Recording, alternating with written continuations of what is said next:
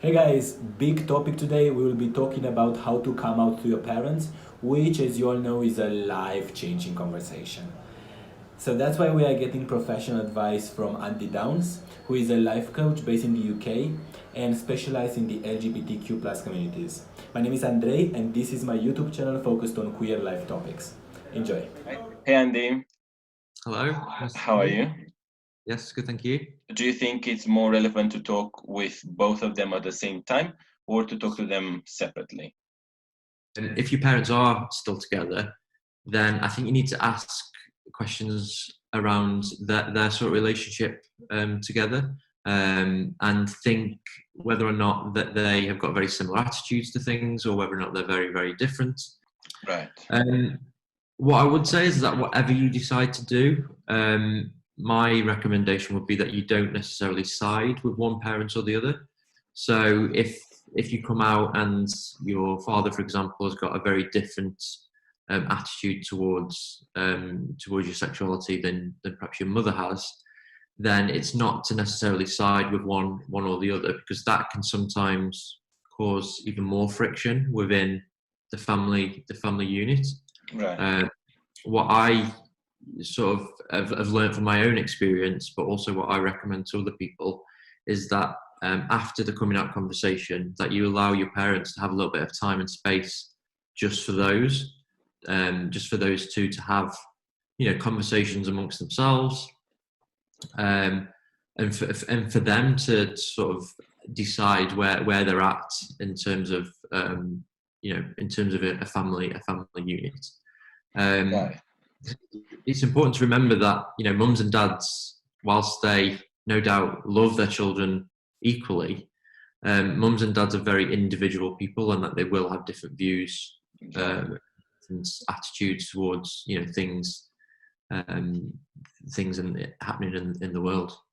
Got it. Okay. I'm from Bucharest, Romania, so from Eastern Europe. So what tends to happen in Eastern Europe at the moment, and I'm sure it applies to other countries around the world, we don't really see gays or lesbians or trans holding hands on the street. So we're not really exposed to that.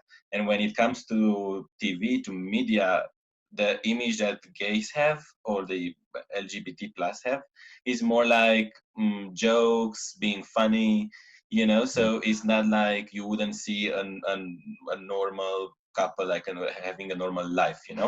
So I think that when you come out to your parents, they would tend to also have these preconceptions. So I think as part of the conversation, we should also be able to influence their reactions in a way, or measure their expectations in a way. So keeping this in mind, how do you think would be a good start of the conversation? I think it's important to remember that over time, your friends and family will have a very different view on the LGBT world, because they will start to experience that world through you. Got it. So my parents now, for example, they've got a very different view on the LGBT community, because they see that we're just like any other person in the world. We've got jobs, and we buy houses, and some of us are in relationships, some of us get married, some of us have children. Over time, I think they will see that being part of the LGBT community is not really that different than being in any other community around the world. But like I say, that doesn't necessarily help with the actual conversation. But it's just useful to have that in the back of your mind, to know that if your parents are coming out with comments that you might not necessarily agree with, it's just perhaps not to react to them straight away. Have a bit of an understanding that your parents might need a little bit of time to adjust to what you're telling them, and also not to take things too personally. If they've got a very different view on the LGBT world, then that's not necessarily their fault. It's just because they haven't been exposed to those communities, as much as perhaps we have. You have to be quite careful that you don't. Well, there's two things actually. You have to be quite careful that you don't encourage the person to react the way that you're assuming they're going to react. So saying, things like, I'm going to tell you something that's going to make you really, really sad, that person then is preparing to feel sad.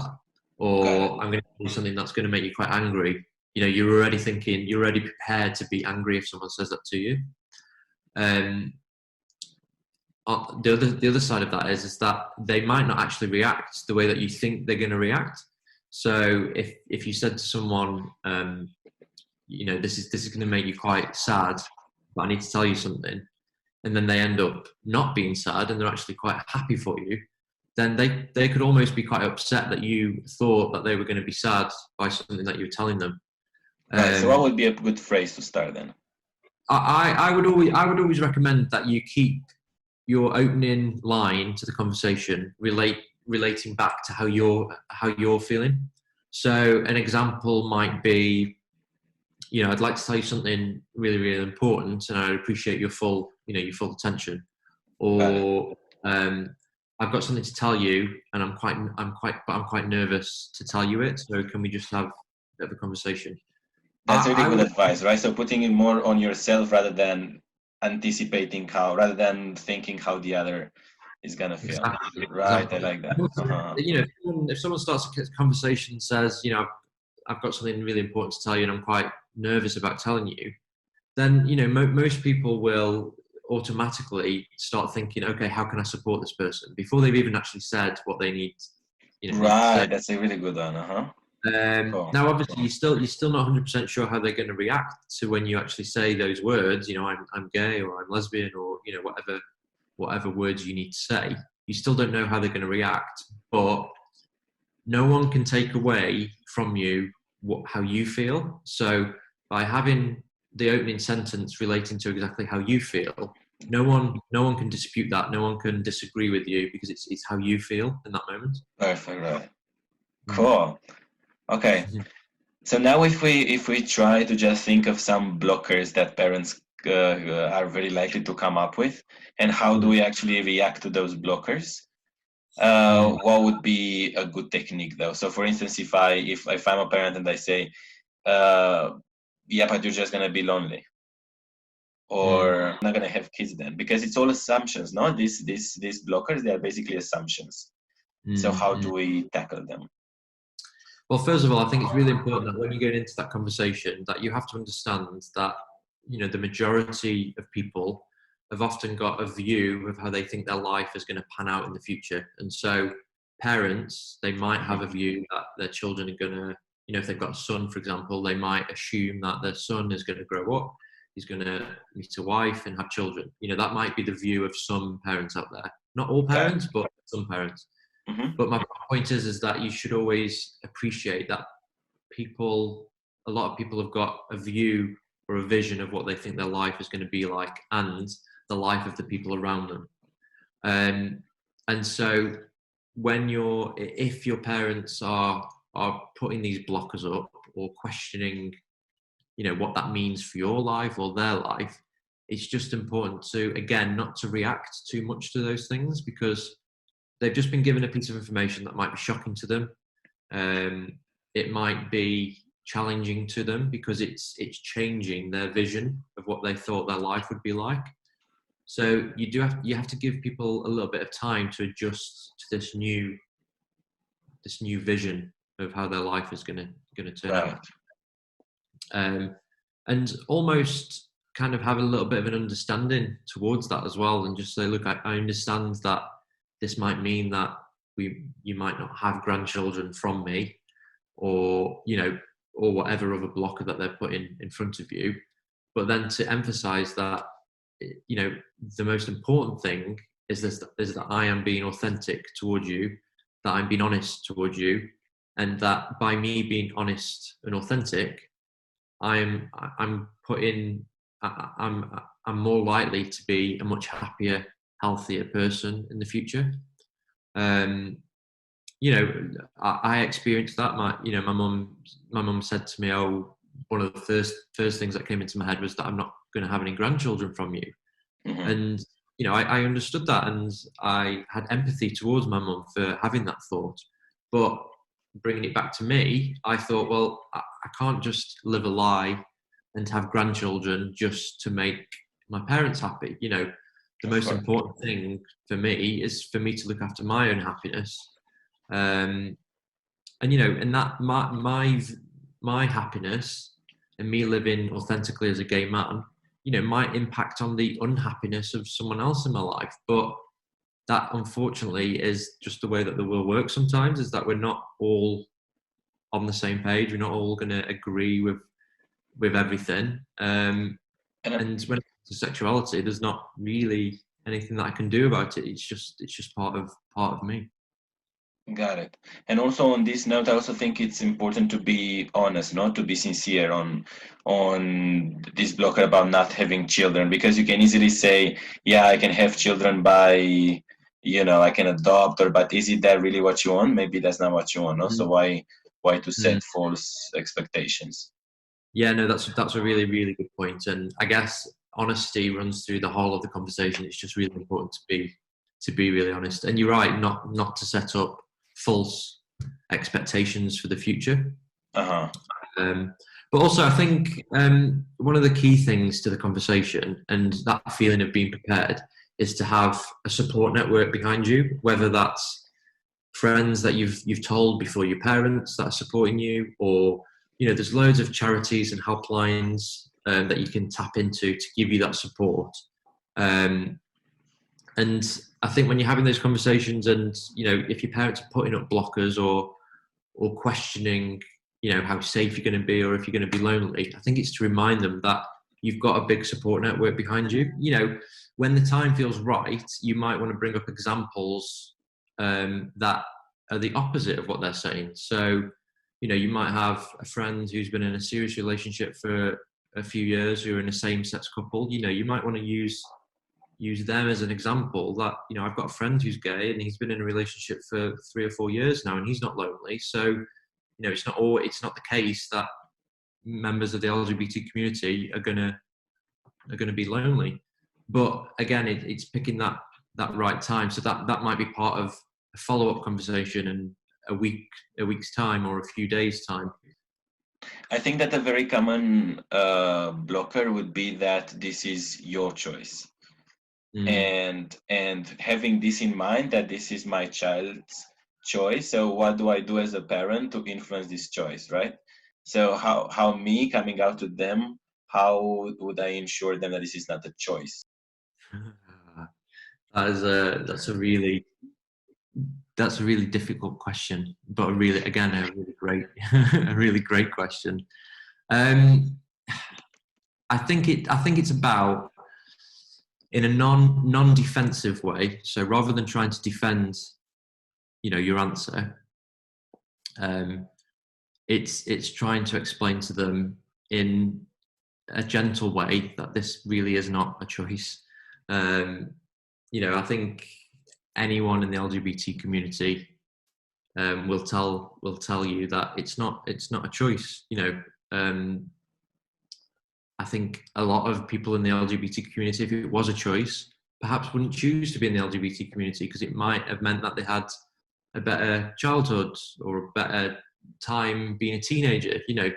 So we know that because we know that we didn't choose our sexuality. We just it just developed naturally over our lifetime. Just to add an example here, so what I said to my mom when she said to me that I could choose not to be gay if I wanted to, so what I said to her was that I started feeling sexually attracted by men ever since I started watching porn, which was basically ever since my sexuality started getting shaped, yeah? So if you had the same experience, I recommend use the same example. And so I think it's just trying to explain that to your parents in a really gentle, non-defensive way. And I think the non-defensive way is appropriate throughout the whole conversation, in my opinion. Because when you suddenly become defensive and trying to defend your position and argue your points, the conversation then becomes a bit of a heated conversation rather than a very adult conversation. Because it's super easy to get in the defensive mood, right? What would be the mindset behind not getting into this mood? And what would be the opposite? For me, what's really worked for me is, and it goes back to this whole feeling of being prepared and being planned for the meeting, is just really breathe through that conversation. And what I mean by that is just trying to listen to what your parents are saying to you, but try not to react to them, because they need time and they need space to process what you've just told them. Equally, you need time and space to process what they're saying back to you. Always remember that the purpose of this conversation is for you to reveal your sexuality to your parents and for both parties to really listen to each other.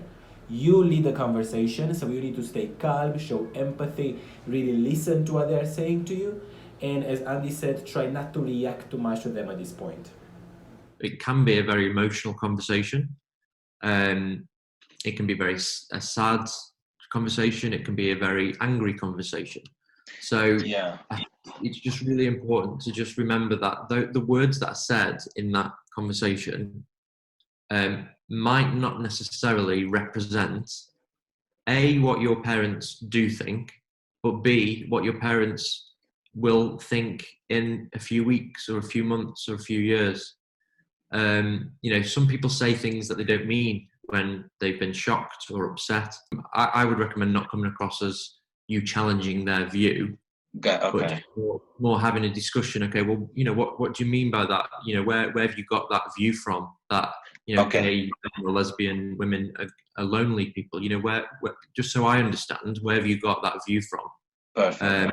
And in terms of ending the conversation, what would be a good way to end it? I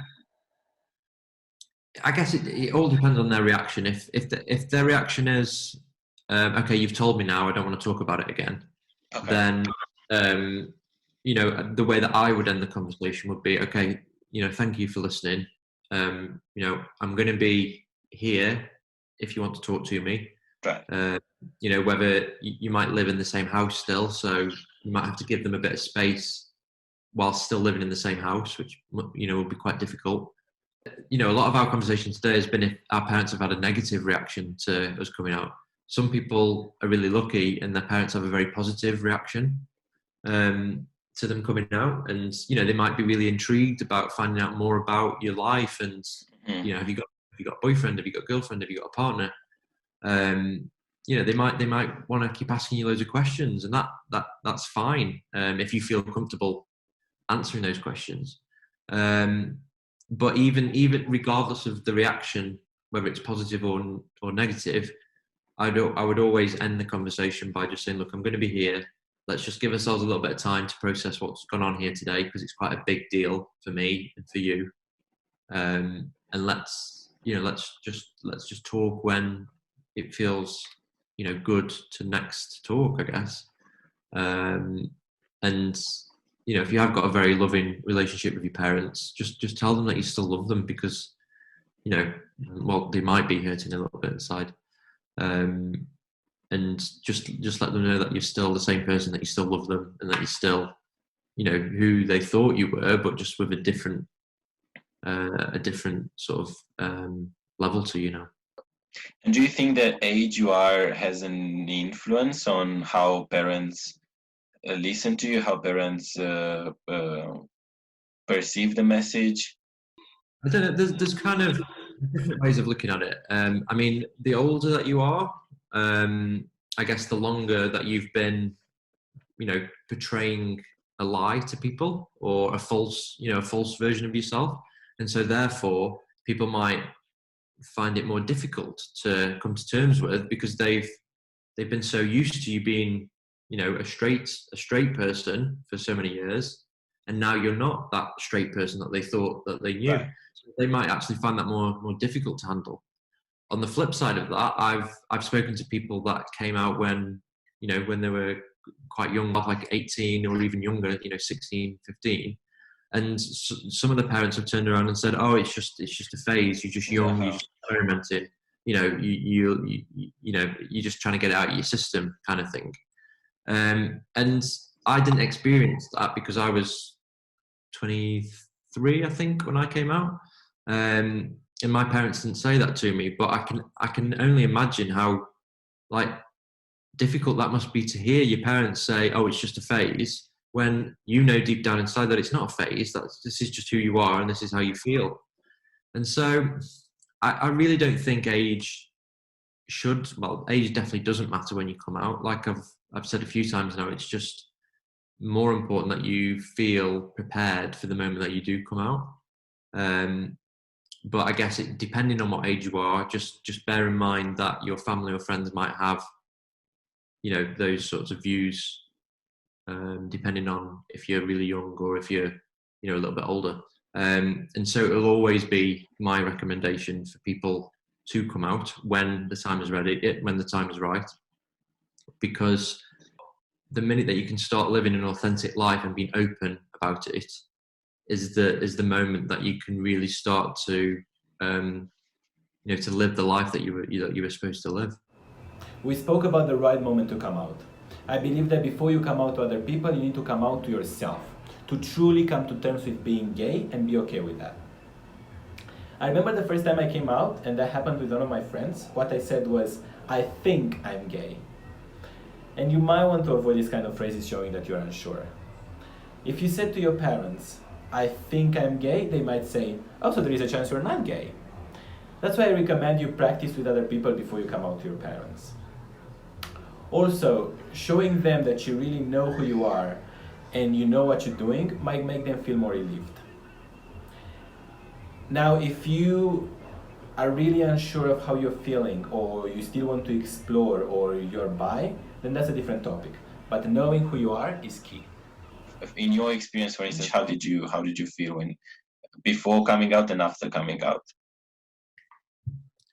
Well, I guess going back to before I met my now husband, I thought that I was gonna be living a lie for the rest of my life. I thought I'm gonna have to marry a woman, possibly have some children, and I thought that was going to be my life, and it made me really miserable to think that I'm never really going to be truly happy.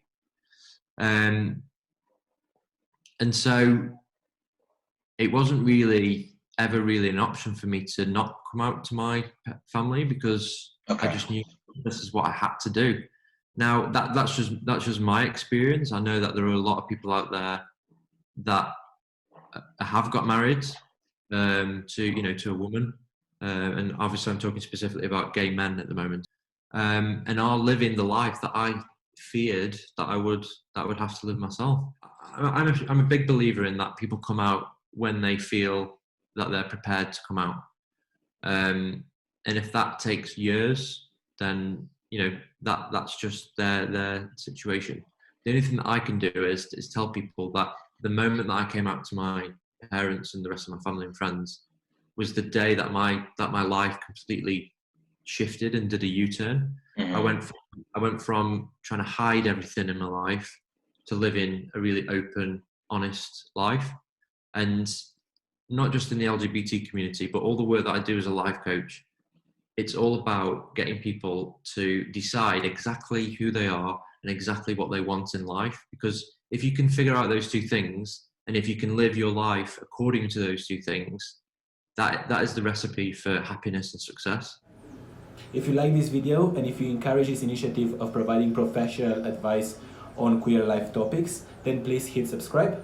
Also, I'm encouraging you guys to make comments below and use this platform as a tool of creating networking. I'll see you next time.